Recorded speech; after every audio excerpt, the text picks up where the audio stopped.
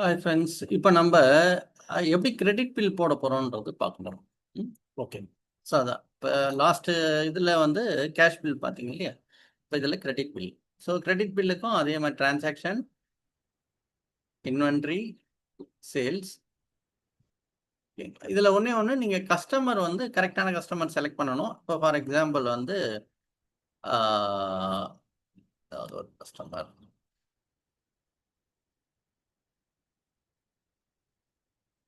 For example all village பஞ்சாயத்துன்னு வச்சுங்களேன்.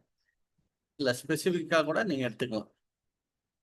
இந்த இஎஸ்ஐ கவர்மெண்ட் ஹாஸ்பிட்டல், ஓகே, அந்த மாதிரி எடுத்துக்கலாம். அண்ட் குடோன் வந்து அகெயின் சேம் திண்டுக்கல்.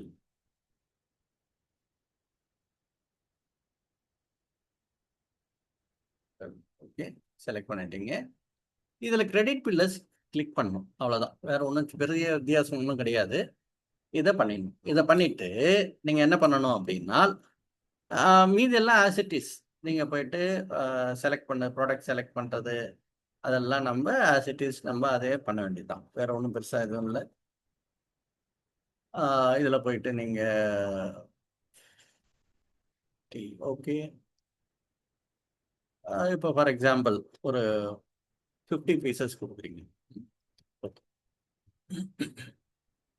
ஸோ இதை கொடுத்தாச்சு. இப்போ இதை வந்து நான் சேவ் பண்ணுறேன். இப்போ சில பேருக்கு வந்து நம்ம டிஸ்கவுண்ட்டும் கொடுக்க வேண்டியது இருக்கும் சில கஸ்டமருக்கு. அது வந்து நீங்கள் உங்களுடைய ஏடி கிட்ட கேட்டுக்கணும்.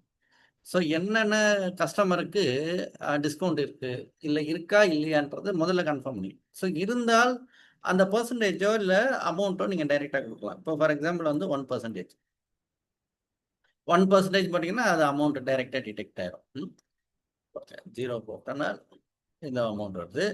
1 கொடுத்தீங்கன்னா அது வந்துடும்.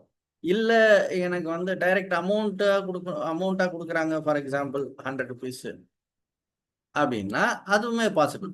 ஸோ இது டிஃபென்ஸ். ஸோ இது எப்படின்றது நம்ம அது பார்த்துக்கணும். மோஸ்ட்லி வந்து எனக்கு தெரிஞ்சு பர்சன்டேஜாக தான் இருக்கும். ஸோ அதை நீங்கள் கொடுத்துட்டு அதை வந்து சேவ் பண்ணாலும் போதுமானது. ஓகேங்களா? அவ்வளோதான். இதில் ஒன்றும் பெருசாக ஒன்றும் வித்தியாசம் இல்லை. அந்த மாதிரி நீங்கள் என்னென்ன ப்ராடக்ட்ஸ் வேணுன்றது நம்ம செலக்ட் பண்ணணும். ஓகே, சரிங்களா? இப்போ நான் வந்து சேவ் கொடுத்துட்றேன்.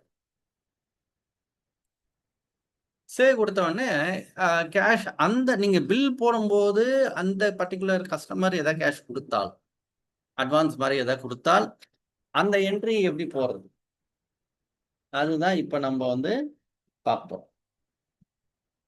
சரிங்களா? அதுதான் இப்போ நம்ம பார்க்க போகிறோம். சரியா? ஓகே. ஸோ இன்கேஸ் அட்வான்ஸ் ஒரு ஃபார் எக்ஸாம்பிள் வந்து ஒரு ஜென்ரலாக கொடுக்கறதுக்கான வாய்ப்பு ரொம்ப கம்மியாக இருக்கும். இருந்தால் ஒரு 500 அட்வான்ஸ் கொடுக்குறாங்கன்னா அது போட்டுக்கலாம். இல்லை அப்படின்னாலும் ஒன்றும் இல்லை, நீங்கள் டைரெக்டாக 0 கொடுத்துட்டு நீங்கள் ப்ரொசீட் பண்ணி சேவ் பண்ணுங்க. ஓகே,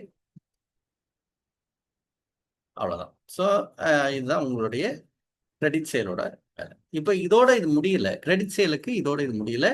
இதை நம்ம அந்த கஸ்டமரோட டீட்டெயில் எப்படி பார்க்குறதுன்றது ரொம்ப முக்கியம். ஸோ இப்போ அது வந்து அடுத்த நான் டியூட்டரில் ட்ரைனிங் மெட்டீரியலில் கொடுத்துருக்கேன். அதாவது report of a customer balance அப்படின்னு சொல்லிட்டு ஒரு இருக்கு. அதில் நீங்கள் அதை பார்க்கலாம்.